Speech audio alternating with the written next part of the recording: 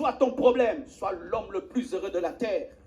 Le jour que j'ai donné ma vie à Jésus et que j'ai ressenti la paix de Dieu, j'ai dit ceci. Donc dans ce monde, parmi les hommes sauvés, j'en fais partie. Quel privilège et quel bonheur. Est-ce que vous le savez encore? Est-ce que vous le savez encore? Mes frères, nous commençons à oublier le bonheur d'être un enfant de Dieu. À cause de nos projets, à cause de nos rêves, à cause de nos luttes, certains même à cause des vues sur Instagram. Il écrit quelque chose sur Instagram, personne n'aime et puis il ne s'aime pas. Je n'ai pas besoin que tu m'aimes pour m'aimer, je m'aime parce que Jésus m'aime. Je n'ai pas besoin d'avoir beaucoup d'abonnés pour être heureux. Je n'ai pas besoin de beaucoup de chair pour être aimé. Je n'ai pas besoin qu'on puisse liker mes pages pour m'aimer. Jésus m'aime et cela me suffit.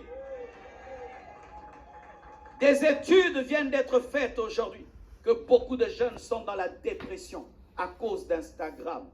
À cause d'Instagram, même des chrétiens sont dans la dépression aujourd'hui. Tu postes une photo et après tu reviens dessus 2 jours après. Il n'y a que toi et ta famille qui ont aimé la photo. Et puis du coup, tu te regardes devant le miroir. Mais je ne suis pas beau, je ne suis pas belle. Vous commencez à faire des chirurgies, des chirurgies, des chirurgies. Tu rallonges le nez, tu rallonges, tu rallonges, tu rallonges. Tu vas te tuer pour rien. Jésus t'aime, ton Créateur t'aime, le Roi des rois t'aime et cela te suffit. Donne-moi un amen. Je n'ai pas besoin de ton amour pour m'aimer. Je n'ai pas besoin de ton amour pour m'aimer. Je m'aime parce que mon Créateur m'aime. Et lorsqu'il me regarde, il dit que je suis une créature merveilleuse. Que je marche à pied, que je sois locataire, que je sois célibataire, que je n'ai pas d'enfant. Cela ne touche à rien à mon salut. Je suis sauvé.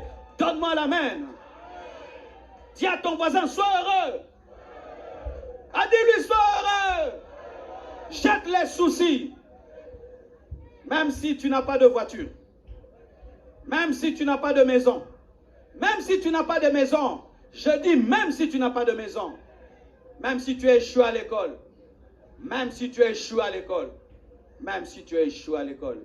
Je peux échouer mais je ne suis pas un échec. Je peux vendre des chaussures mais je ne suis pas commerçant.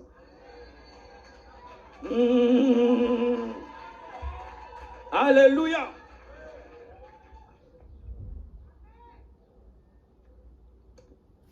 Est-ce que je peux creuser?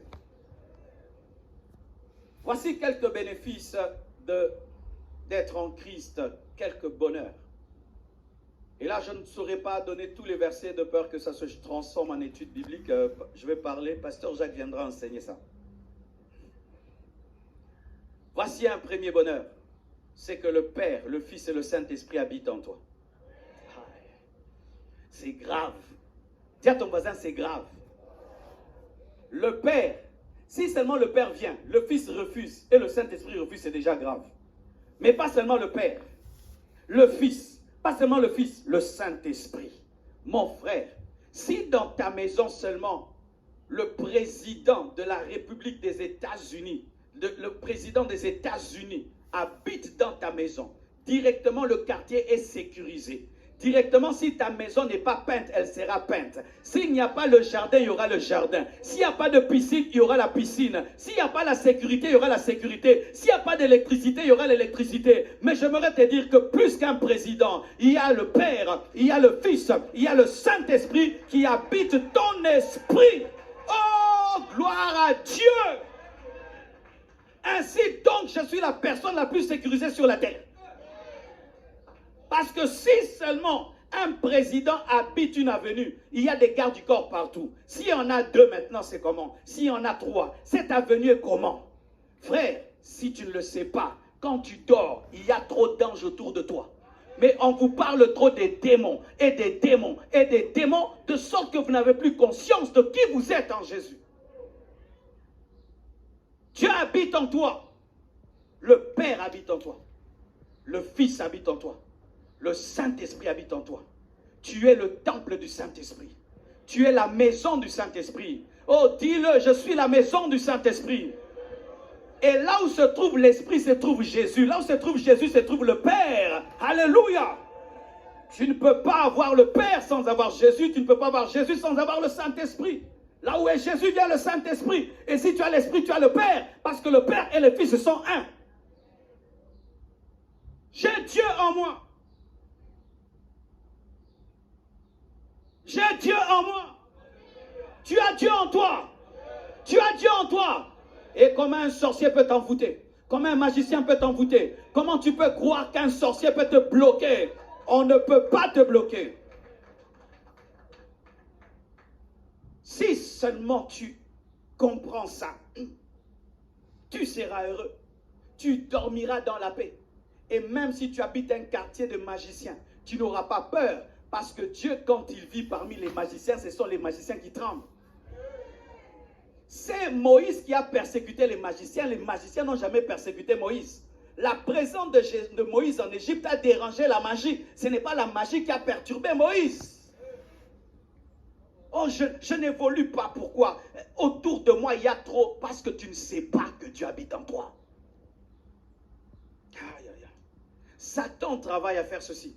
Que les chrétiens soient tellement conscients de ce qui est au dehors pour qu'ils oublient ce qui est dedans. Ainsi, nous avons trop conscience de la température, de la climatisation, mais nous n'avons pas conscience de la personne et des personnes qui vivent en nous.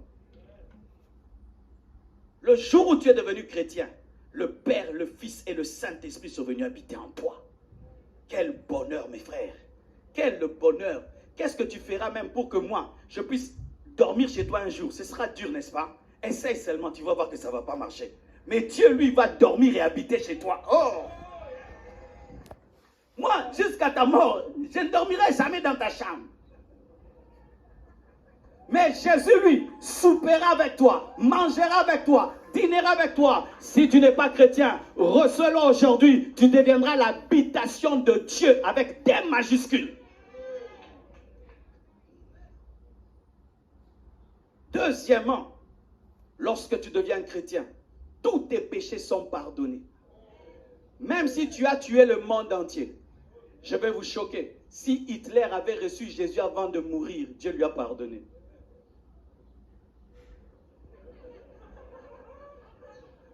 Vous êtes choqués? Congolais, si Mobutu s'était repenti avant de mourir, Dieu lui a pardonné. Mobutu, c'est Seko, Dieu lui a pardonné. Dieu pardonne tout. Et Dieu pardonne pas seulement tes péchés, même les péchés des autres. Mon frère, si même tu as avorté 10 fois et tu deviens chrétien, Dieu te pardonne. Si tes péchés sont comme le cramoisi, si tes péchés sont comme le pourpre, Dieu va les changer en blanc. Dieu va te laver et ils deviendront blancs comme la neige. Tu dois le croire. Jésus t'a pardonné. Arrête de confesser des péchés que Dieu a déjà pardonnés. Arrête de confesser des péchés que Dieu a déjà pardonnés. Arrête de confesser des péchés que Dieu a déjà pardonnés. Et si un prophète vient te prophétiser ce que Dieu a pardonné, c'est Satan qui l'a inspiré, ce n'est pas Dieu. Parce que Dieu n'est pas dans la culpabilité, dans la condamnation. Il ne se souvient plus des péchés qu'il a pardonnés. Si nous confessons nos péchés, il est juste et fidèle pour nous pardonner. Dieu t'a pardonné tes péchés passés et tes péchés présents. Et il te pardonnera tes péchés futurs. Mais je ne t'encourage pas à pécher. Il y a des gens qui n'ont qu'une paix seulement à cause de la